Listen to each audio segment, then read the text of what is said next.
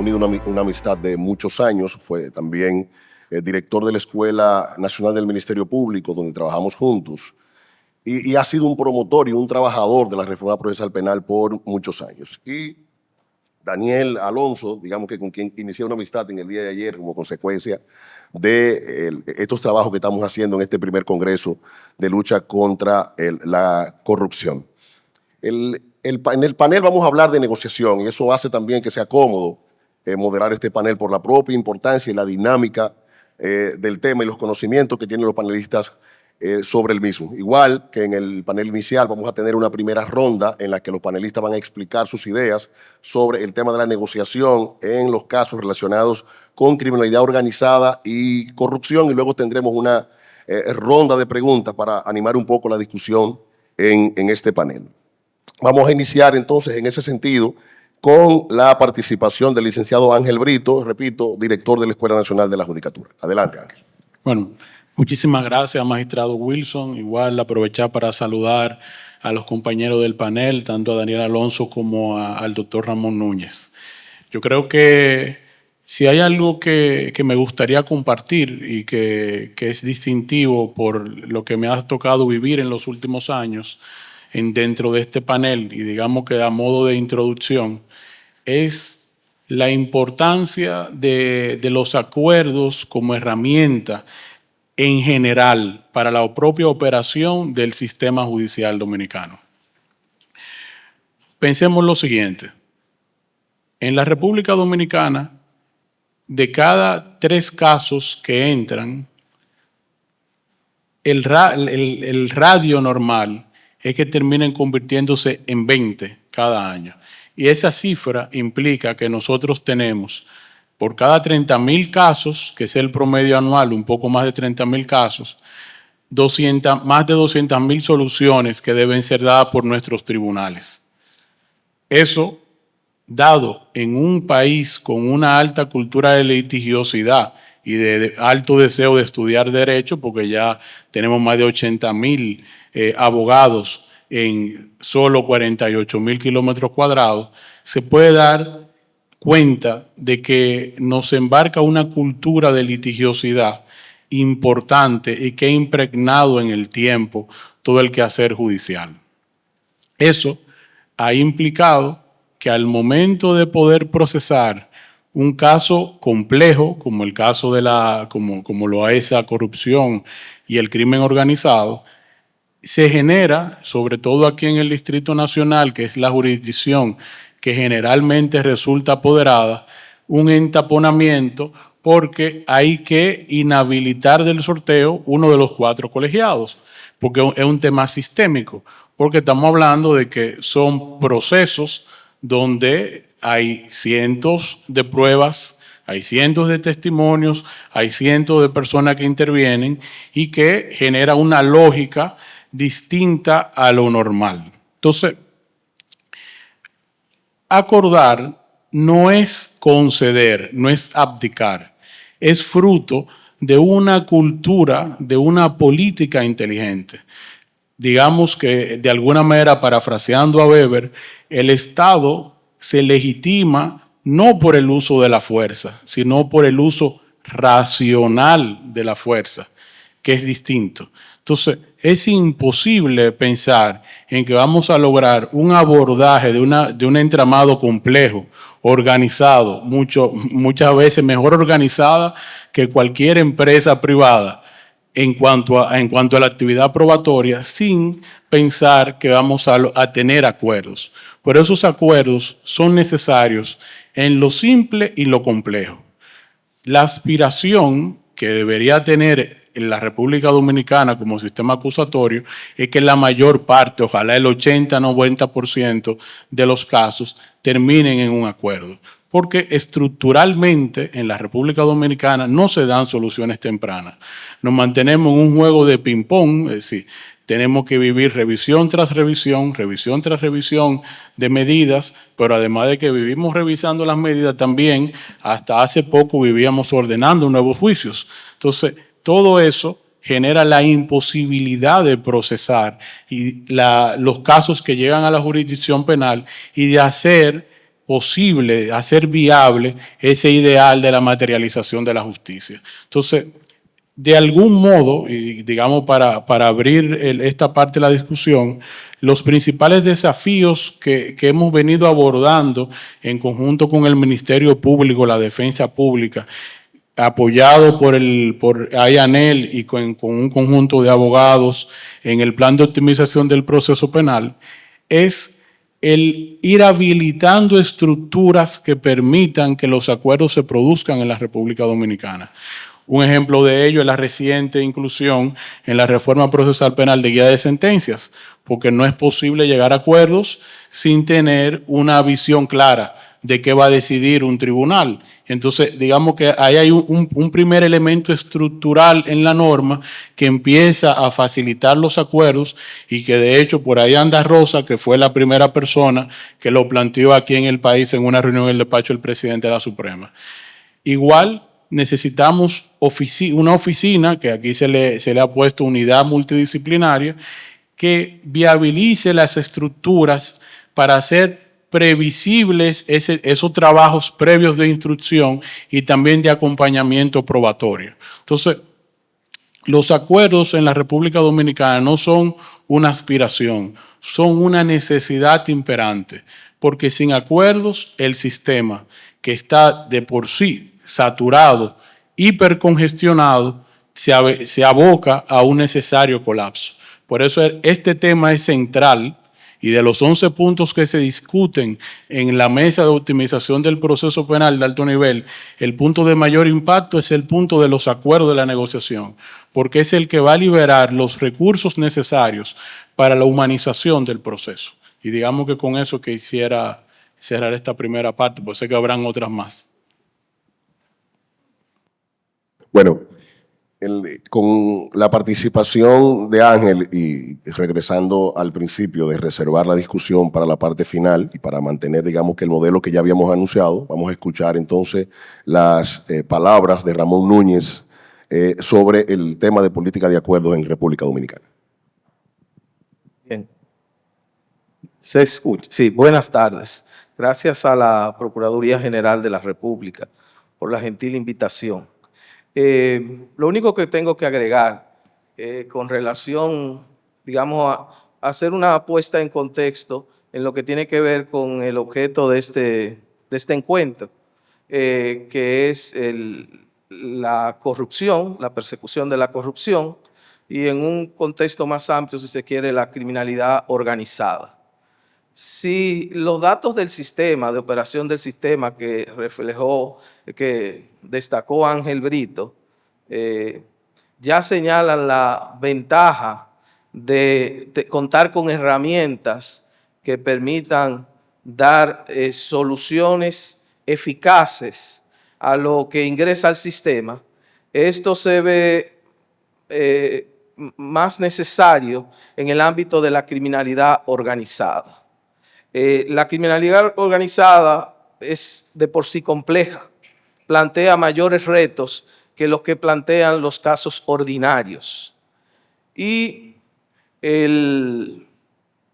uno de los temas centrales de digamos, del derecho procesal penal es qué tipo de soluciones.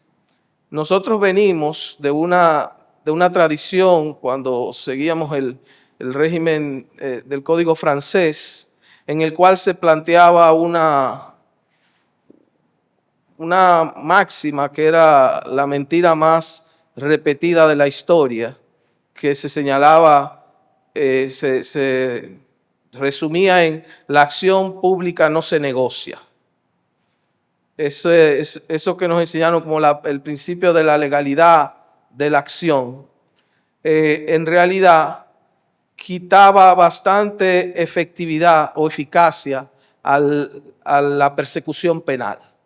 Entonces, por razones de política criminal, por ese análisis que acaba de hacer Ángel Brito, en el sentido de que hay una cantidad de hechos significativos, pero los recursos son escasos. Y cuando los recursos son escasos y hay una gran cantidad de hechos que se presentan que tocan la puerta del Ministerio Público, lo que se impone es la racionalización del uso de los recursos. En materia de crimen organizado, no se limita exclusivamente a esa racionalización, a un análisis puramente de entrada-salida, sino también a un análisis que tiene que poner en juego la incapacidad muchas veces del Estado de perseguir estructuras que son tan poderosas como el Estado mismo, o más poderosas en el caso de estados como el nuestro, y que requieren entonces que las leyes y las políticas sirvan como una caja de herramientas en las cuales se disponga de soluciones dependiendo de los casos y de las necesidades del caso. Eso no quiere decir que en materia de persecución de la corrupción debamos renunciar al juicio. El juicio tiene una función pedagógica importante. El juicio es la forma civilizada que ha construido la humanidad para dar una solución al conflicto en base a una afirmación de verdad. O sea, la verdad es importantísima que la conozcan los habitantes de nuestro país, que la conozca el mundo. Ocurrió un hecho, damos esta solución y esta solución la hacemos en base a una afirmación de verdad. Y la verdad obviamente la dicen las pruebas. Por eso hay que ser muy cuidadoso en el respeto del debido proceso. La verdad no la dicen los sentimientos. Hay unos límites que están en todo proceso y en el proceso penal esos límites son todavía más fuertes, si se quiere, por el impacto que tiene el ejercicio del poder punitivo. Pero aparte de esas soluciones, digamos, jurisdiccionales, hay que abrir la mente. Lo ha tenido desde el Código en el 2002, se han establecido posibilidades de soluciones distintas, soluciones, si se quiere, compositivas, de conveniencia, donde ya no es que se relativiza la verdad, pero hay casos en los cuales se hace ejercicio de otro principio. Así como es el principio de la obligatoriedad de la acción, hay otro principio concurrente ahí, que es el principio de oportunidad. Y por eso cuando uno abre un código procesal penal, el del 2002, el de la reforma del 15 o ahora el del 2025, va a encontrar solución, juicio como centro del proceso, pero va a encontrar una serie de herramientas que nos indican que el legislador, que el Estado dominicano ha tomado en cuenta a la hora de diseñar su política criminal, que el Ministerio Público cuente con soluciones que no se agotan exclusivamente en el juicio. Entonces, por eso vamos a tener la conciliación, por eso vamos a tener en otros casos la suspensión del proceso a prueba, suspensión condicional del procedimiento, y en el ámbito y se regula un procedimiento especial para asuntos complejos. Ese es el que más afín a este tema de la corrupción. Y por eso también en el artículo, antes era el 370, yo supongo que ahora debe ser como el 377, numeral 6, se prevé la figura del colaborador eficaz. De eso hablaba don Francisco Dalanés ayer, hay que usar esas herramientas, pero cuando esas herramientas, precisamente esa colaboración tiene que ser eficaz, brindar luz. Y hay algo que yo he tenido la oportunidad de conversar en algunas ocasiones con el magistrado Camacho, y porque el Ministerio Público tiene una política de acuerdos en marcha.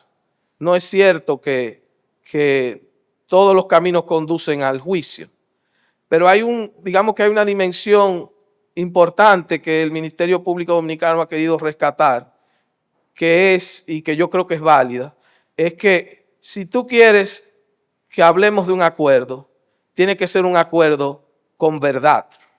No tiene que ser simplemente una solución de conveniencia.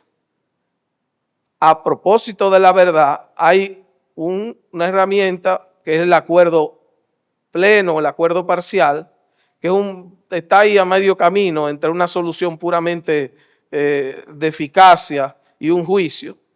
Ese también tiene que ser un acuerdo con verdad. Por eso es tan importante que en cualquiera de esas hipótesis,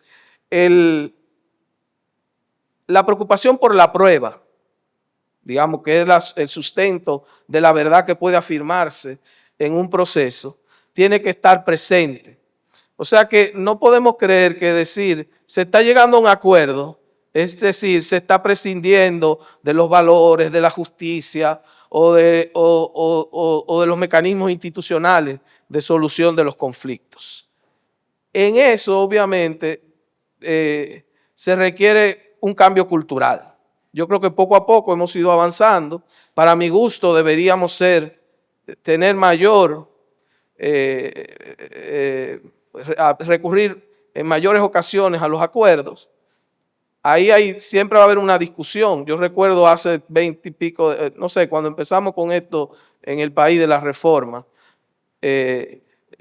a finales de los 90, principios de este siglo, se ponía como ejemplo el caso norteamericano, donde 95, 97% de los casos, y bueno, había un resentimiento fuerte de parte de la tradición latinoamericana, en el sentido de decir, bueno, pero es que entonces todo es acuerdo, es la extinción del juicio público. Entonces ahí viene otro tema importante, que son los límites éticos a los que deben estar sujetos los operadores del sistema. Y en este caso, el Ministerio Público. El colaborador eficaz, sí, pero si es eficaz para desarticular una red criminal. El acuerdo, sí, el acuerdo, pero con un contenido de verdad, corroborado por pruebas, no como un acto digamos, como de pura discrecionalidad. Pero además eso tiene que estar acompañado de transparencia. O sea, tiene que bastarse a sí mismo ese acto de esa aplicación, vamos a decir, de ese principio de oportunidad. En los últimos años, ya lo resaltaba Ángel Brito, director de la Escuela Nacional de la Judicatura, bueno, hemos avanzado, se pensó que algo que podría dar impulso adicional es eso de las guías de sentencia, que ya la tenemos en el Código Procesal Penal recientemente promulgado, que eso va a dar certidumbre a la hora de los acuerdos. Porque ¿cuál es el problema?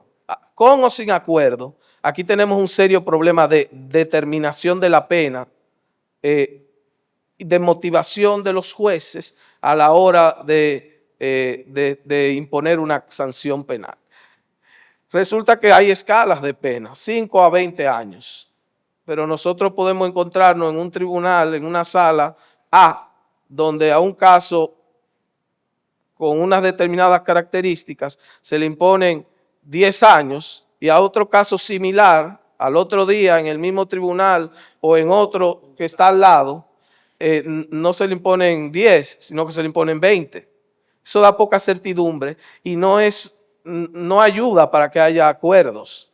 Por eso lo de las guías de sentencia que operan en Estados Unidos, por lo menos esa es la que más o menos conocemos, dan cierta certidumbre porque permiten orientar al juez en qué escala, dentro de esa, o en qué área, digamos, mínima, media, superior, dentro de la escala, podría insertarse un caso. Pero eso permite también negociar, porque eso permite que cuando el defensor y el fiscal se sienten, el fiscal le dice, mira, yo tengo un caso con estas características.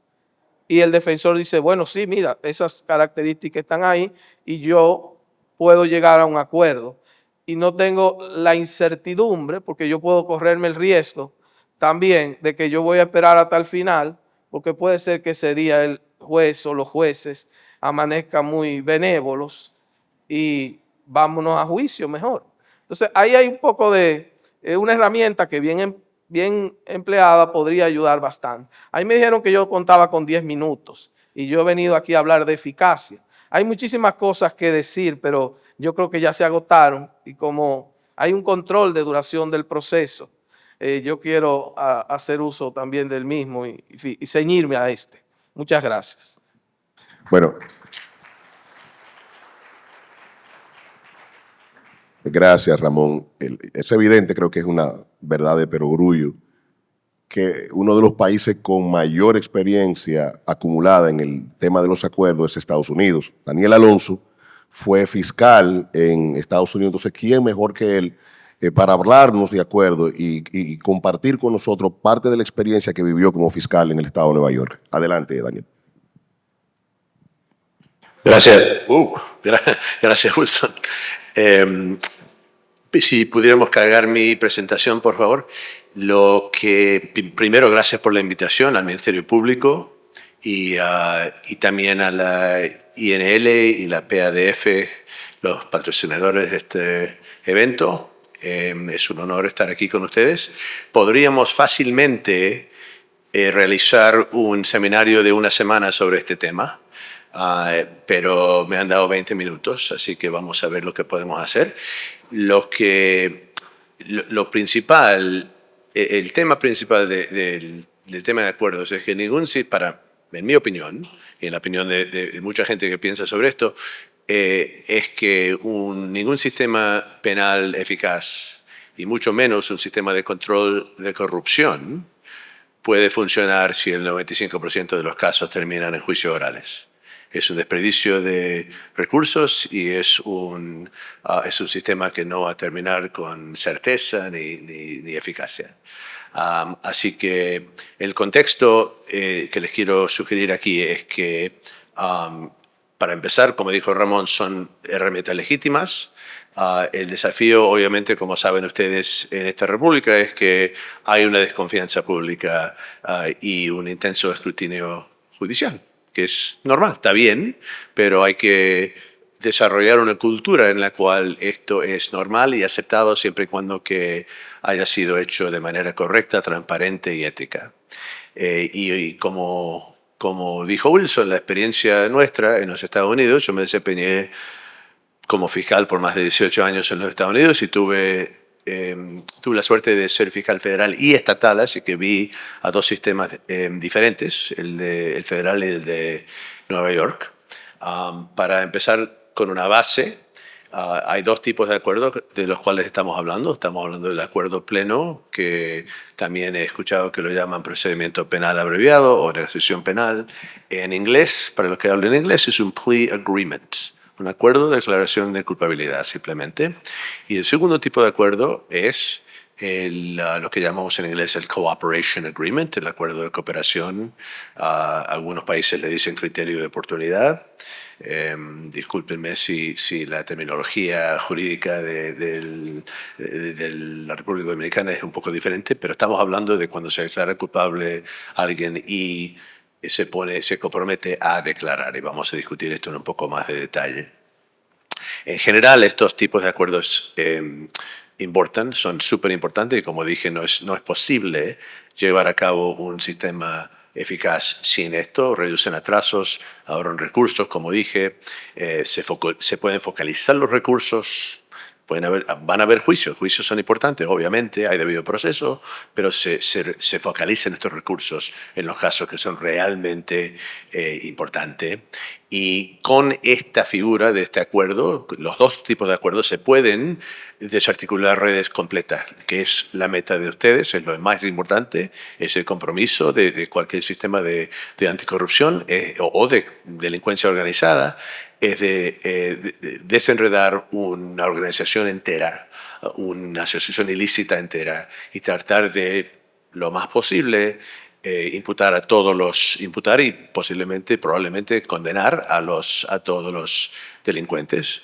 Y obviamente, como han dicho algunos colegas, recuperar los activos lo más posible.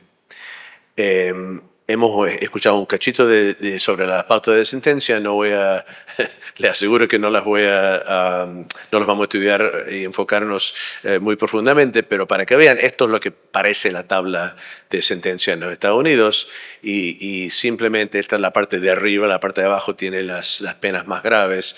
La columna a la izquierda es el nivel, la tasa de criminalidad, según los más serios están más abajo y se calcula con muchos factores que no vamos a discutir, pero obviamente más abajo con un nivel más alto, como obviamente robos, homicidios, cosas violentas, y delitos de fraude están entre medio y delitos menores están más arriba.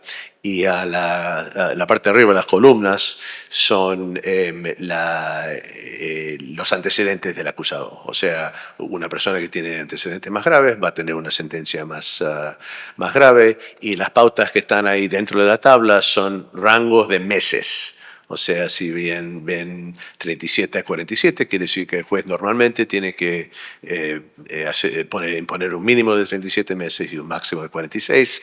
Hay muchas maneras de desviarse completamente legalmente, pero básicamente estas son las pautas, y lo que se negocia es más o menos a dónde va a caer el acusado en estas pautas. Así que los acuerdos plenos. Varios elementos son claves que tienen que incluir. Yo les sugiero una medición detallada, veraz, como dijo Ramón. Tiene que ser veracidad, no puede ser una cosa que no sea cierto. Tiene que detallar de manera muy clara el beneficio al acusado completamente, y la cobertura. O sea, ¿es solo este delito? ¿Son los 10 delitos del cargo? ¿Son otros delitos que la Fiscalía está investigando pero va a dejar de investigar? ¿Hay otra gente imputada que tal vez va a tener beneficio? Todo eso tiene que ser deletreado perfectamente dentro del acuerdo, dentro de las 4 esquinas, como decimos en inglés. Tiene que tener coherencia con la evidencia. Obviamente no puede ser una cosa que ustedes saben que no puede posiblemente ser la verdad. Y también tiene que ser justo, como todo lo que hacemos nosotros fiscales, justo.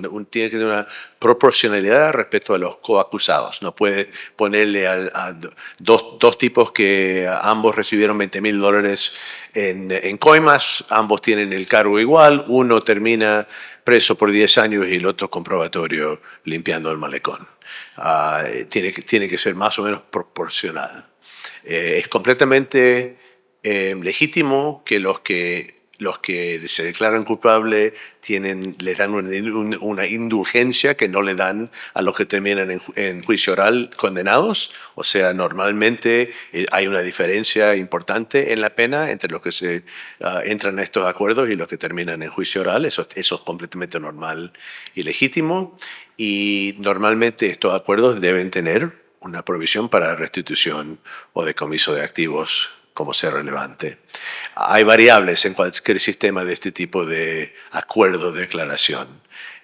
Primero, en algunos sistemas el juez participa antes que se celebre el acuerdo. En el estado de Nueva York eso pasa. El juez normalmente habla con ambas partes y decide. Normalmente le voy a dar 2 años si se declara culpable el acusado. En el sistema federal en Estados Unidos eso no pasa.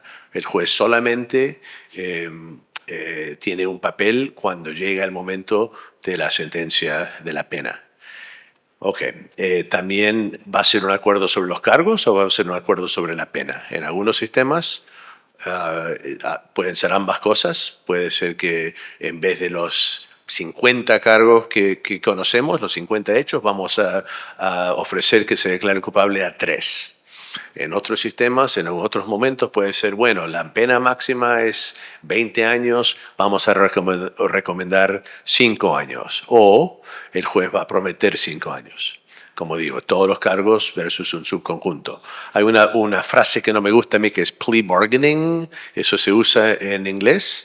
Eso es correcto, a veces es un plea bargain, que es como un acuerdo con mucho beneficio para el acusado, pero prefiero usar la terminología plea agreement, es un acuerdo, y los términos del acuerdo están dentro del acuerdo, que es como un contrato. Los tribunales en Estados Unidos lo tratan como contrato.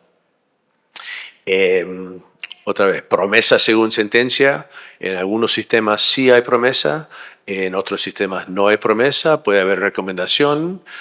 El sistema mejor para mi gusto es que el acusado se declare culpable a lo que sea, un subconjunto de los cargos, y que la sentencia se quede abierta hasta el momento de sentencia, la pena se queda abierta para que el juez la imponga. Muchos acusados no quieren eso, quieren saber, quieren tener certeza, así que esas negociaciones son muy importantes, y si el sistema lo soporta, a veces es más eficaz y más eficiente darle una promesa. En el sistema federal en Estados Unidos es verdad que más o menos el 95% de casos terminan en acuerdos, y en el 99% de esos no hay ninguna promesa. El acusado sabe cuál va a ser el rango, él sabe cuáles son los hechos que va a tener que declarar, pero no sabe cuál va a ser la sentencia. Espera que va a ser baja, tal vez el fiscal va a recomendar algo más alto y el juez va a decidir. Y a pesar de eso, el 95% se declaran culpables. El contenido de la declaración es importante, obviamente, como dije, eso se negocia.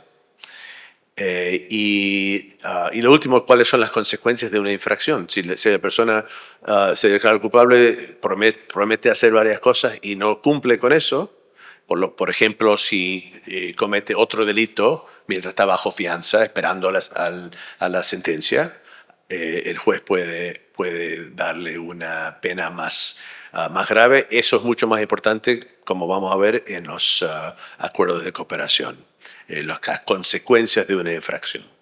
Bueno, un acuerdo de cooperación o colaboración.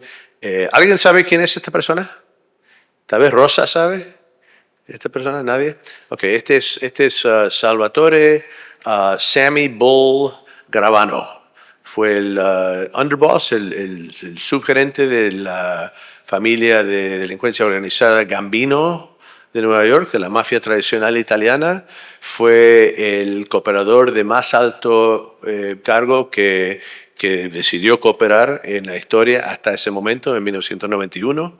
Testificó contra el famoso capo John Gotti y fue condenado a Gotti, y Gravano terminó preso por 5 años, una indulgencia bastante grande por un señor que vivió una vida de delincuencia, pero porque colaboró y de manera veraz.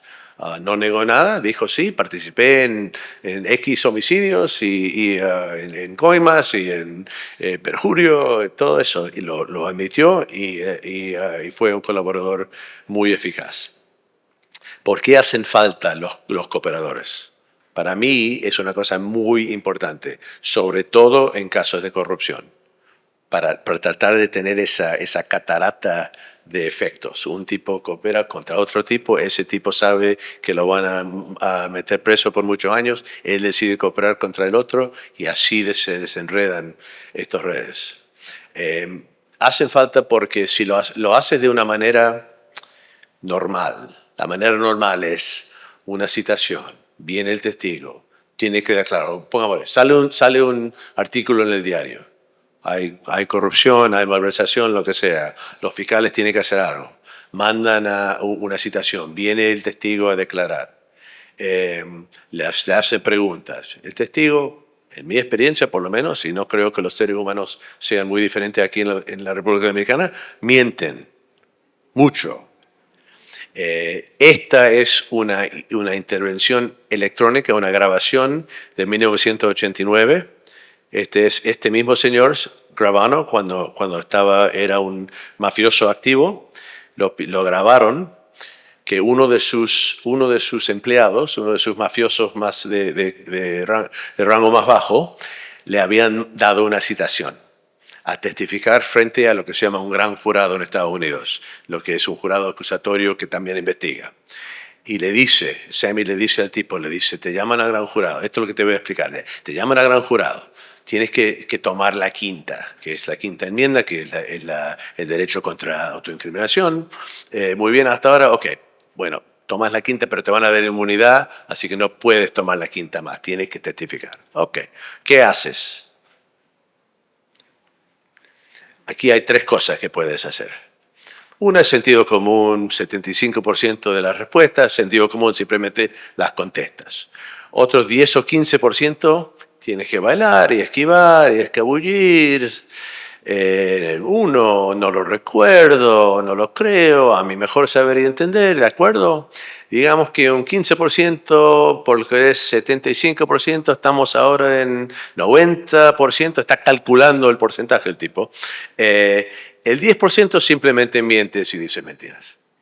Okay. Esto es lo que es dentro de una asociación ilícita como la familia Gambino de la mafia italiana, esto es lo normal. Vamos a mentir, sí, obviamente vamos a mentir si el FBI nos empieza a hacer preguntas.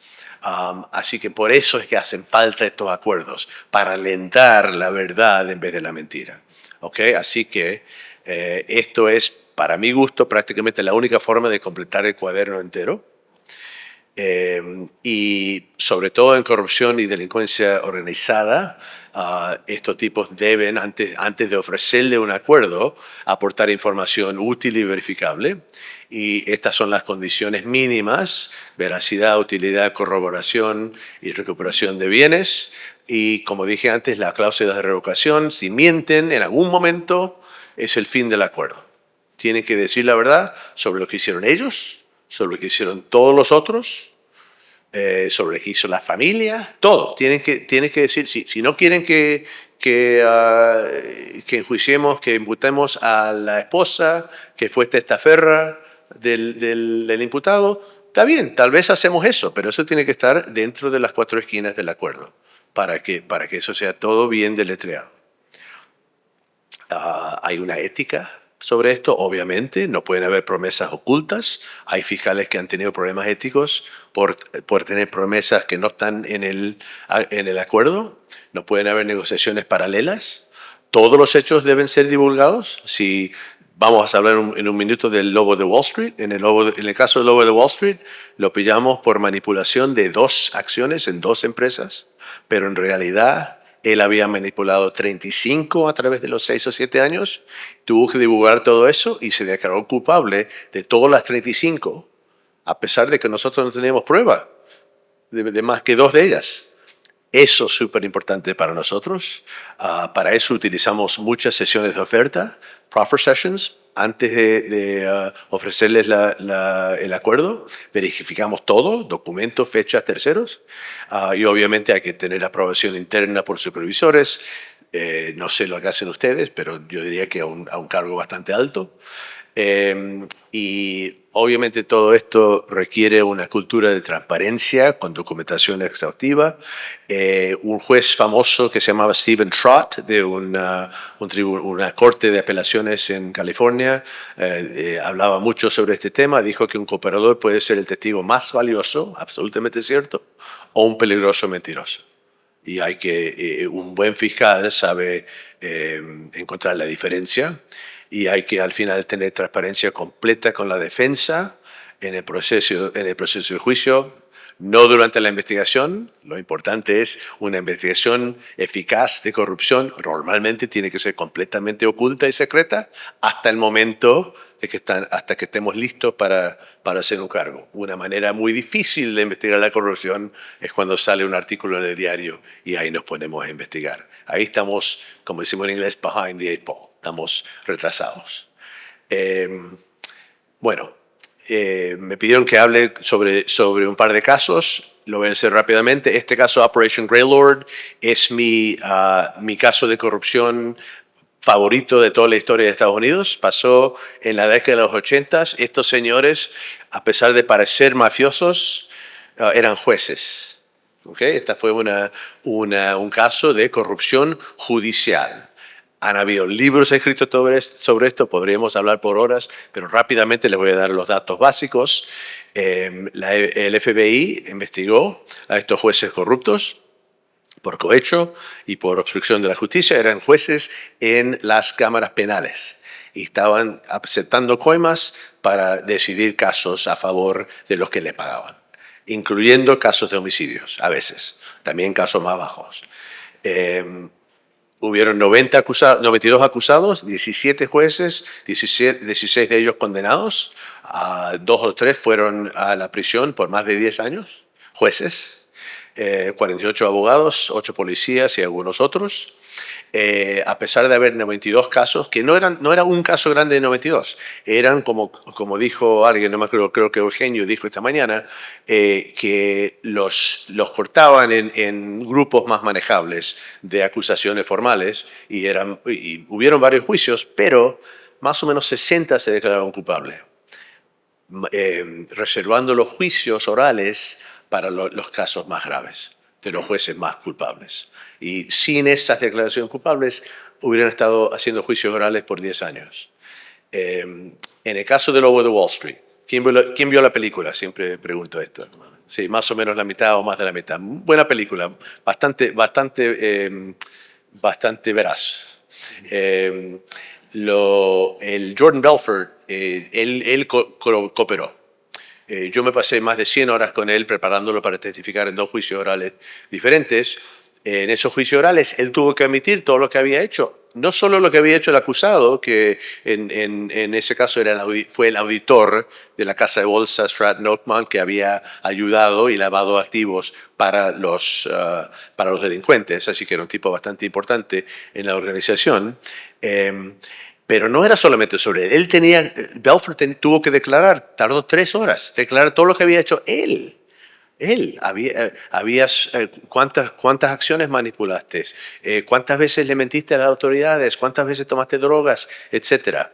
Y una cosa que dijo, interesante, esto testificó, declaró en un juicio. Le pregunté, ¿a quiénes le mentían? Le mentíamos a los corredores de bolsa, les mentimos a los clientes, le mentí al gobierno cuando me investigaban, nos mentíamos uno al otro. Y a pesar de esto, yo le estaba pidiendo al jurado que acepten que está diciendo la verdad en este momento. Y la verdad es que estaba diciendo la verdad y los convencí al jurado, porque teníamos corroboración y se pudo comprobar con contrainterrogatorio que este señor estaba diciendo la verdad. Y el argumento que le hice al jurado al final, no sé si esto funcionaría frente a un juez, pero es un argumento, Rosa lo va a reconocer, es un argumento más o menos conocido. Le dije al jurado que sería estupendo si el gobierno, nosotros, el Ministerio Público, pudiera pasar al casting central en un estudio cinematográfico y elegir a la persona que sería testigo ideal, elegir un sacerdote o tal vez un trabajador social, alguien que venga aquí para informarles sobre el lavado de dinero y el fraude de valores. Pero los sacerdotes y los trabajadores sociales no tienen información sobre el fraude de valores y el lavado de dinero. En su lugar, debemos obtener esa información de la gente, de la mejor fuente posible, el tipo de personas que tienen conocimiento directo de esos crímenes, y el gobierno no lo puedo leer, no elige a los testigos en un caso penal. Pregúntense quién no elige a los testigos. Bueno, la respuesta es Dennis Cato, el acusado de ese caso. Él escogió a Jordan Belfort y a sus colegas para que fueran los testigos en su contra en este juicio cuando decidió cometer una gran cantidad de crímenes con ellos.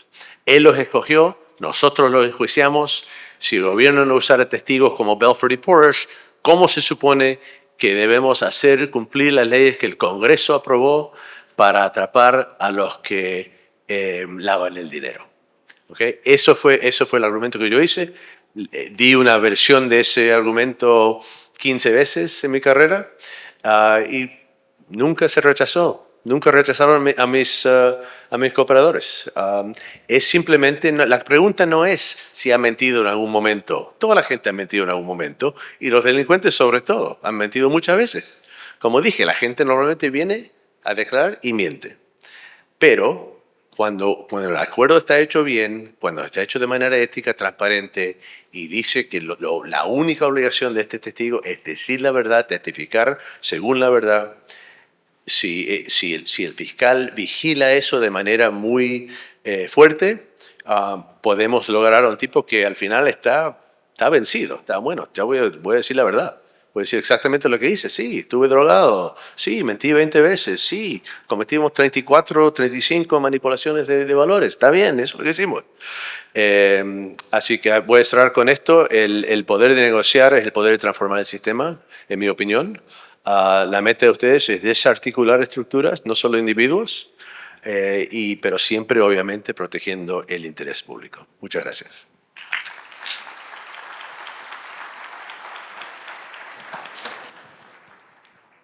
Bueno, como decía Daniel al principio de sus palabras, este es un tema que da para mucho. Pudiéramos tomar el resto del tiempo que nos queda en este Congreso solo para hablar de acuerdos, pero estamos limitados por la dictadura del tiempo. Sobre todo porque cuando uno organiza eventos, entonces el tiempo es un elemento que presiona enormemente. Como si todo eso fuera poco, y los que nos conocen saben que nosotros siempre estamos en más de un tema. A las 2 de la tarde tenemos una audiencia. Mirna tiene que estar en esa audiencia a las 2 de la tarde y es panelista, o sea que ella, más que todos ustedes, me está contando el tiempo para que yo le permita subir aquí, poder hacer su panel y poder entonces regresar a la audiencia. No obstante, hay dos cuestiones que yo quiero rescatar y hacer al menos una pregunta. Uno, Ramón decía que el Ministerio Público tiene en marcha una política de acuerdo. Yo pudiera decir, creo que no haría bien en pararme de este asiento sin hablar de eso, que hemos tenido una política que además ha sido más agresiva en términos de acuerdo a partir del año 2020.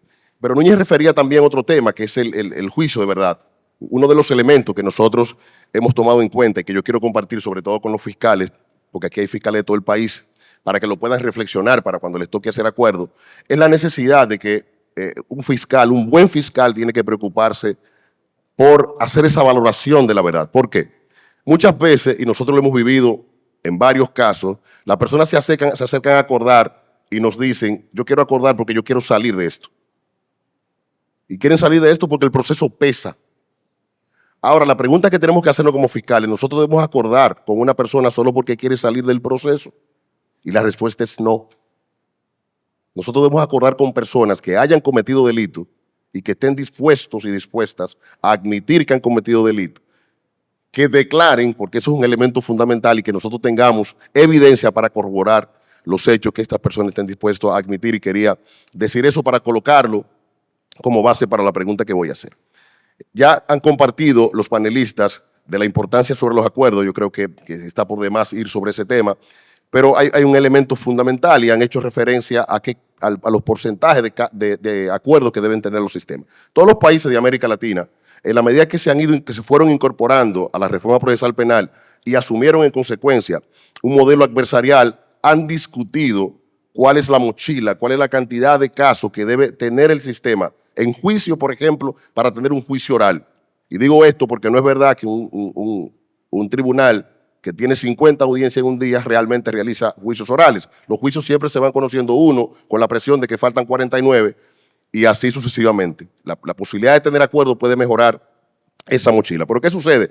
Hemos discutido que Estados Unidos acuerda entre el 95 y el 97%. Cuando Panamá, solo para citar un ejemplo en América Latina, asumió la reforma procesal penal, la recomendación era que se acordara no menos del 87% de los casos y que el 13% fuera juicio. En República Dominicana, y quiero ser muy franco, a pesar de los problemas estadísticos que nosotros pudiéramos tener o las dificultades, para llamarlo de otra manera, sobre el 80% de los casos llegan a juicio. Nosotros tenemos un problema cultural para acordar, pero sobre ese tema es que quisiera hacer por lo menos una pregunta. Matizándola incluso entre Ramón y Ángel, ¿qué tenemos que hacer en República Dominicana para vencer esa cultura y poder acordar más? Y desde Daniel, que nos pudieras entonces, así sea en resumen, decir qué recomendaciones nos hace en República Dominicana para que podamos superar ese obstáculo y podamos tener un sistema adversarial que se parezca, al menos en número, a las mejores experiencias internacionales en términos de acuerdos. Así que vamos a comenzar con Ángel, por favor. Muchísimas gracias, Wilson. Yo creo que, en primer lugar, hay un tema de prejuicios instalado que es muy importante en la ciudadanía, primero, pero antes de eso, en los propios operadores. Hace poco tiempo, ni Wilson y Mirna no me dejan mentir, era una queja no constante, pero sí en cierto modo recurrente, de que acuerdos que se presentaban ante el juez eran rechazados en muchas ocasiones sin ningún tipo de sustento y fundamentación en el rechazo de ese acuerdo. Es una situación que hemos venido venciendo y que ya, gracias a Dios, tengo mucho que no escucho que haya pasado, porque en carrera siempre era el repositorio de las quejas del sistema. Entonces, digamos que hay que vencer eso entre los operadores, hay que trabajar con la ciudadanía. Yo creo que hemos venido haciendo un trabajo importante, tanto en las alianzas con la sociedad civil, como también aprovechando la capacidad de comunicación de la propia fuente judicial. Recientemente estuvo visitando a media hora de aquí el modelo de Puerto Rico, todos los periodistas de la fuente, organizado por la propia Mesa de Optimización del Proceso Penal que conllevan los operadores, y eso trajo una no paga, pero sí muy abundante labor de comunicación de la importancia de los acuerdos, cómo están funcionando estos sistemas de los beneficios. Porque al final hay que sentar, y yo creo que ha quedado muy claro en la exposición, tanto de Ramón, pero sobre todo por la experiencia que planteaba Daniel, que el acuerdo no es bajo ningún concepto significa que se ha absuelto a nadie, sino que hemos llegado a una sanción que debe darse con unos indicadores de transparencia, de ética, que genere la confianza en la sociedad. Entonces, debemos de madurar en la forma en la que comunicamos, que se pueda dar la sensación para lograr la validez social de esa decisión que está acordada. Porque esa validez social que viene dada por la recurrencia de la aplicación de la norma debe de ser transferida también a los acuerdos en este caso. Y yo creo que es posible, porque nosotros tenemos yo creo que un sesgo cognitivo en nuestra formación, que entendemos que el juicio es el único lugar idóneo para que florezca la verdad. Y nada, no necesariamente desde el punto de vista epistémico eso es así. La verdad no necesariamente se va a construir en esa discusión, porque bastantes, aunque hay mucha regulación, bastantes distorsiones se generan en ese foro que logramos tener en juicio. Por eso, si bien el juicio yo creo que la mejor herramienta, cuando hacemos un uso abusivo de ellas y hacemos un uso mecánico, que es lo que estamos haciendo ahora, de tener audiencias por tenerlas, de tener audiencias para reenviar, para no transportar personas porque hemos generado una congestión, entonces estamos haciendo que lo que debió de ir a juicio, lo que valía la pena de discutir, no pueda pasar. Entonces debemos de normalizar el acuerdo en la sociedad como una posible resolución rápida del conflicto y pacificación en el tiempo de nuestra propia convivencia. Solo agregar, creo, magistrado Camacho, que ya el trabajo está hecho. Ya lo hizo el cine y lo hizo la televisión. Y lo hizo también la diáspora dominicana en Nueva York, que Alonso conoce muy bien, ¿no? Lo que creo que hay que hacer ahora es tirarse a la piscina. Y hay un problema, que hay unos interlocutores que son muy pocos, somos muy pocos, los abogados, que tenemos unos prejuicios, como dijo Ángel, que sin embargo, por ser abogados, nos colocan como voces autorizadas al momento de emitir evaluaciones sobre eso. Pero la justicia siempre está concebida como muy vinculada al sentido común. Todo está vinculado a cómo se solucionan conflictos. Entonces yo dudo que si nosotros los abogados, los operadores del sistema, asumimos esa cultura de acuerdo, vayamos a tener problemas de comprensión o de legitimidad por parte de la población. Los mayores problemas están en la comunidad jurídica. Por ejemplo, ahora hay una reforma procesal penal que tiene a 40 profesores malos. O sea, ellos están diciendo ahora que se acabó el mundo, porque también quieren reducir la discusión acerca del funcionamiento del sistema de justicia penal a lo que dice una ley. Es posible que aquí no se cumplan todos los estándares del debido proceso, pero no porque lo dice la ley. Es posible que sea porque no hemos asumido una cultura conforme al modelo constitucional del proceso penal. Pero eso ya es otra discusión. No es verdad que estemos frente a una situación tan catastrófica. Pero ¿qué pasa? Son los abogados y los profesores, somos muchas veces los que opinamos sobre eso. Yo creo que aquí no hay problema con la cultura de acuerdo. Lo que hay que hacer es hacer más acuerdos, practicar. Tengo entendido que tienen ustedes un muy buen grupo de tarea sobre la corrupción con 9 agencias. Me parece fantástico eso. ¿Por qué no forman un diferente grupo de tarea para tratar de alentar al sistema que adopte esta figura de los acuerdos con más frecuencia? Y eso empezaría, en mi opinión, con una capacitación de los jueces. O sea, si forman un grupo, no sé, nombrado por el presidente de la Corte Suprema, por la Procuradora General, que incluye a defensores penalistas que también representan a querellantes, así que tienen un interés en la eficacia del sistema. Si forman un grupo que hace unas recomendaciones y que tienen que convencer a jueces con influencia, porque para los jueces es una cosa muy importante también. La eficiencia en sus tribunales es increíble. Que no quieren estar hasta las 8 de la noche todos los días haciendo juicios orales y pueden simplemente terminar con un acuerdo. Pero para eso tiene que ser predecible lo que van a hacer los jueces en la sentencia. Normalmente en Estados Unidos, los defensores como yo, de cuello blanco, sabemos que más o menos este juez le va a dar indulgencia a mi cliente porque se declaró culpable. Y le va a dar más indulgencia aún al que está cooperando. Sabemos eso porque los jueces todos tienen un interés en que el sistema funcione bien. Ahora, si el acusado se declara culpable y viola el acuerdo, el juez lo va a mandar preso por años. Ese tipo de cultura se tiene que desarrollar y yo lo haría desde la parte más alta del país, tone from the top, como decimos en inglés. Bueno, para terminar, los acuerdos, y nosotros hemos sido víctimas de eso, generan ciertas críticas, pero yo creo que lo de la crítica quedó resuelto ayer con la palabra del don Francisco Dalanés, de que los fiscales siempre vamos a recibir crítica y la vamos a recibir ahora y la vamos a recibir después. Así que yo creo que con eso resolvemos el tema de las críticas para lanzarlo a la piscina, como decía Ramón, y hacer acuerdos. Y eso es importante, hay que seguir haciendo los acuerdos, porque el propio sistema necesita que eso suceda. En términos muy particulares, yo creo que va a haber más acuerdos cuando acordar sea mejor que ir a juicio.